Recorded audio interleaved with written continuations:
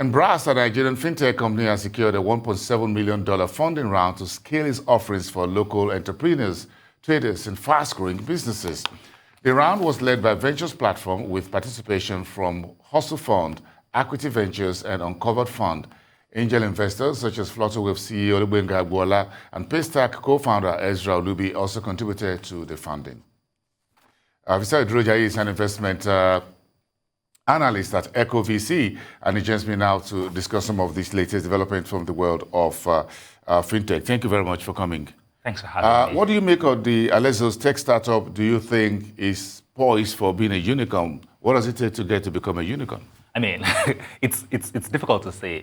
Different things contribute to that, including growth, revenue numbers, number of merchants, number of things we're moving, all of that kind of thing. So it's a lot of variables that come together to form a unicorn. But of course, if I sit down and think about it, right, Alerzo has huge ambitions, right? They currently operate in about 10 states. I mean, excluding Lagos, right? So they said they want to expand this business across 36 states. I mean, that's some huge ambitions there. And of course, what they do is simple. Right, they help manufacturers get directly to their retailers without going through the typical what's it called? Middlemen, right? So they essentially cut out the middlemen so that the retailers could get this goods at decent prices and then be able to transfer that cost savings to the customer. So that's simply what Alerzo does. So to be able to expand that level of efficiency across retailers across Nigeria is some huge ambitions there. That's good. The founder is just about 27 years old. Yeah.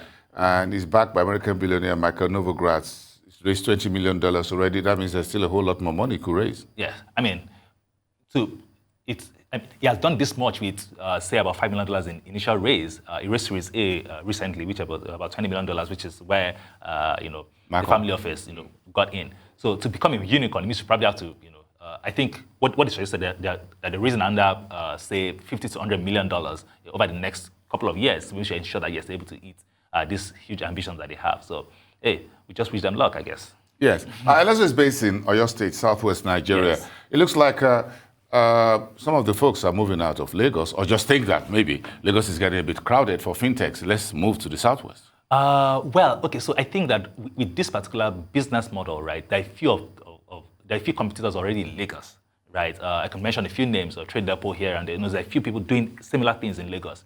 So I think that the founder just felt that maybe Oyo State or Ibadan, which is largely populated as well, a huge commercial center in its own right, yes, feels that okay, it might be less competitive to start from a place that is not Lagos and then see how you grow from there. I think that's the strategy, not necessarily, I won't link this to people moving out of Lagos, but of course people are moving out of Lagos, no doubt, right? We've seen companies, because of remote work, are able to send their workers elsewhere. But of course, we're also seeing people like the ride-hailing, the bike-hailing businesses that left Lagos and moved to Oyo State because, of course, the regulations in there allows them to be able to operate their business there. So entrepreneurs will move to places where they believe they can operate. Maybe the next one is going to be in Onitsha or Kano. I mean, or Kaduna. Exactly. So we're seeing tech development across some of these states. Enugu is pushing its weight across tech development. Kaduna, to a large extent, at some point, we know of a few startups that are starting there.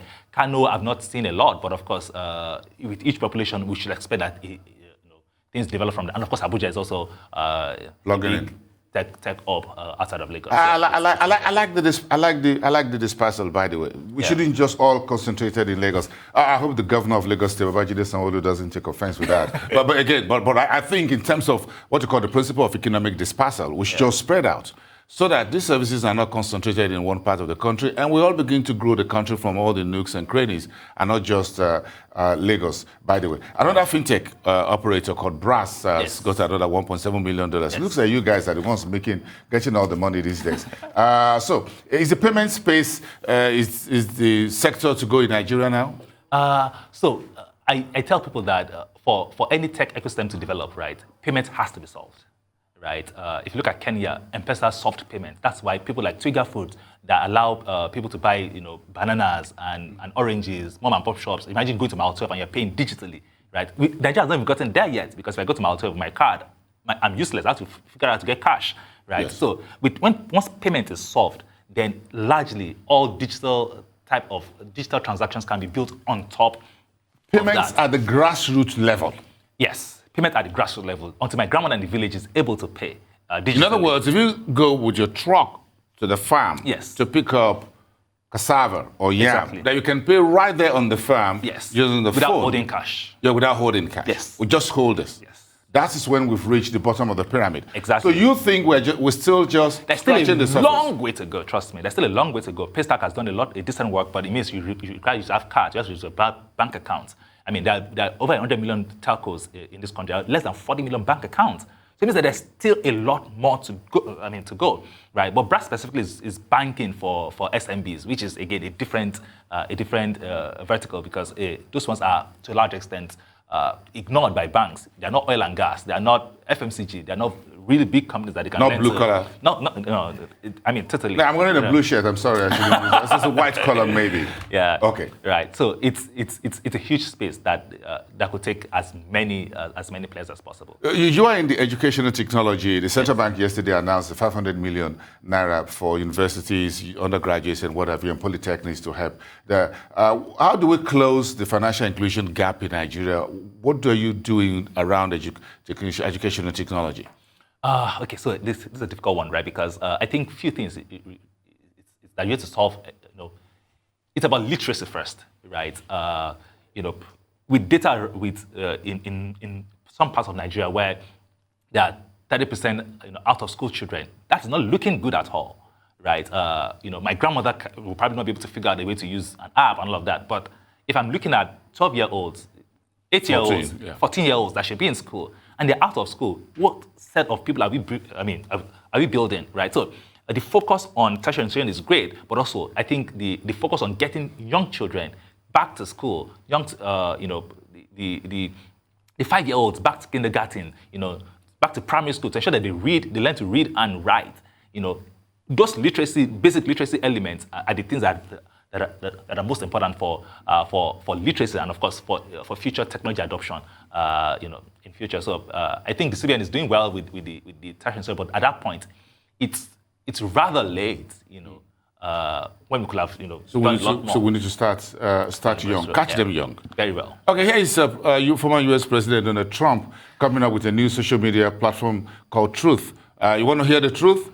You go to Donald Trump's social media platform. Yeah. Are you going on that? Are you going on the Truth? I mean, I think I will download the Truth app. Definitely, I will download it. What's in the name, by the way? I mean, I think the argument for him is that the traditional social media platforms are not willing to hear the truth. That's why they're censoring people's statements. I'll assume that that's thinking, right? So they don't want to hear the truth. They want, to censor, not to present some certain narratives, right? So that's why. So for him, it's like, okay, it's about the truth and the truth always, right? Interesting how this is going to work, because once you set it up, the regulators will take a second look at it. I mean, the regulators always, it's about innovation and regulation, right? A lot of times, right, innovation precedes regulation, Definitely. right? So Twitter today didn't decide, okay, is it a platform? But you can't be faster than human brain. Exactly, right? So that's the point. So once truth starts operating, then of course regulators will have to ask questions. Okay, are there laws that they're breaking in there? Are there hate speech that they're looking at in there? Compliance are there, and all of those issues? So everybody will be looked into. Interesting. Thanks for speaking some of the truth this morning. Thank you. Here on the show. Let's have this for TGIF. Thank you very much. Thank you. Enjoy. Get yourself a very good weekend. And I'm going to get one.